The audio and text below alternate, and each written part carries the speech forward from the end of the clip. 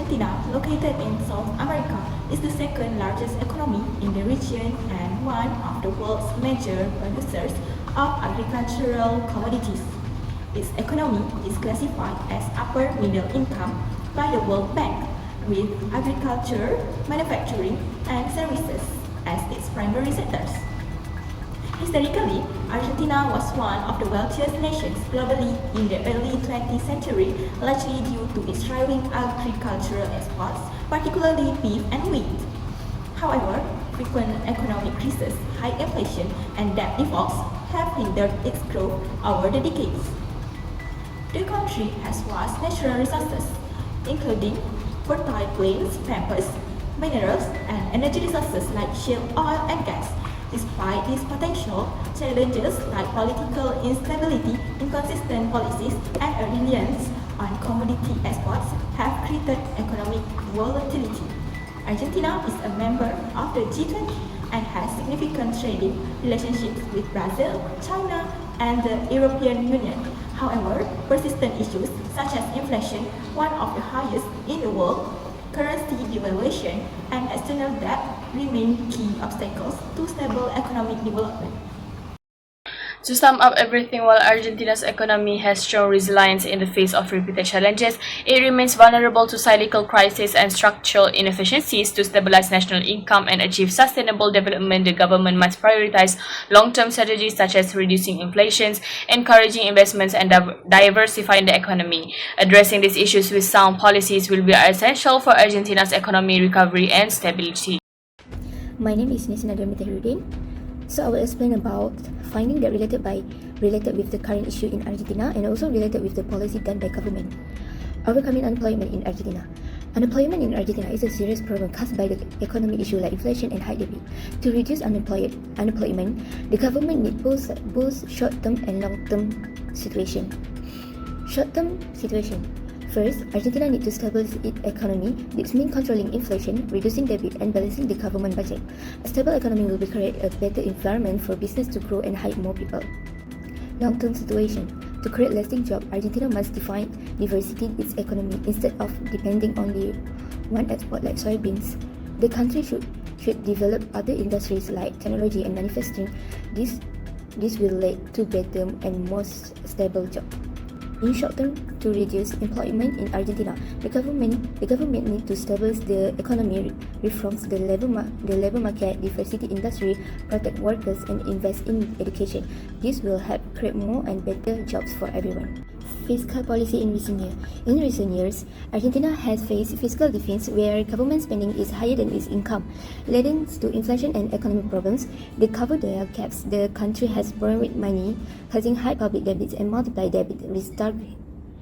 To control inflation, the government has tried to reduce spending, but these offerings clashes with the needs for social support. Argentina also spent a lot on subsidy like for energy and transportation to help low-income families, but the subsidy makes the fiscal situation worse. In short, Argentina fiscal policy has struggled to balance controlling inflation, manage debt, and providing social support. In recent years, Argentina fiscal policy has faced serious challenges. First, fiscal deficit. The government has spent more money than it's earned, leading to budget caps and inflation to high debt. To cover the gaps, Argentina has borrowed a lot, causing high public debt. 3. Inflation control. The government has tried to reduce inflation by cutting public spending, but this is something hard social support. 4. Subsidy. Argentina has provided subsidy like energy and transportation to help low-income families, but they have made the financial situation worse. In short, Argentina fiscal policy has struggled to balance controlling inflation, managing debt, and supporting its people. Argentina is focused on controlling inflation and stabilizing its currency. In late 2023, inflation hit 5% per month, but by 2024, it dropped to 2.4%. To manage this, the central bank has raised interest rate and devalued the peso to reduce the gap between official and black market exchange rates, which helps strengthen the peso. The government and central bank use several strategies to improve the economy by raising the interest rate, daily notes, easy requirement, but the central bank just adjust bank reserve ratio to limit the money supply, currency control, which is restriction on foreign exchange, fiscal coordination to reduce the fiscal deficit. According to report from El País and OECD, Argentina is facing significant social challenge under the new government. Sustainable budget cuts in education, healthcare, and social programs have strained public service, making it harder for many citizens to access quality care and education. Moreover, these actions have raised concern over human rights, with the country's economic situation deteriorating rapidly. The growing unrest has sparked debates on the balance between economic reforms and welfare of the population. To address this challenge, experts suggest that Argentina could improve its situation by increasing funding of essential services, stabilizing the economy, protecting human rights, involving citizens in decision-making, and seeking international support. Government policies have played a critical role in shaping these trends. Expansionary fiscal policies, including subsidies and wage adjustments, have aimed to stimulate economic activities but have sometimes exacerbated inflation and fiscal deficit. Efforts like debt restructuring and agreement with international institutions such as the IMF have provided short-term relief but require careful management to ensure sustainable economic growth. Next, in this video, my part, I will compare Argentina national income over the past 10 years using three approaches, which is the production approach, the income approach, and the expenditure approach. So, graphical diagram will help us visualize the data.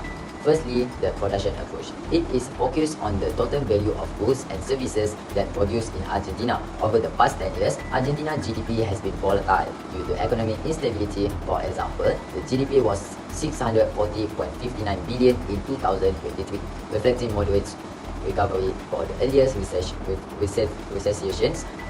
The service sector contributed significantly with a value of 81.255 million ARS in 2024, including the line show Argentina GDP trends from 2013 to 2023.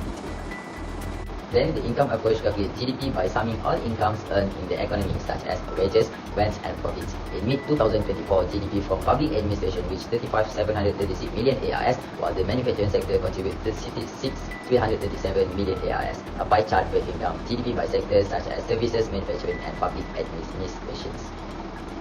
Lastly, the expenditure approach measures GDP by adding up all expenditure. GDP per capita in Argentina, adjusted for purchasing power parity, decreased from 27,127 in 2022 to 26,436 in 2023. This reflects reduced consumer spending, likely impacted by inflation, economic challenges. Use the bar charts to compare. Conclusion: Argentina's economic background reflects a country with a rich history of economic volatility and resilience over the past decades. The analysis of Argentina's national income through the productions, income, and expenditure approach highlights significant variations due to internal and external factors. Graphical representation, example line charts, pie charts, and histograms demonstrate a pattern of recovery and decline influenced by inflationary pressure, political instability, and global economic condition that is shown by Danish just now.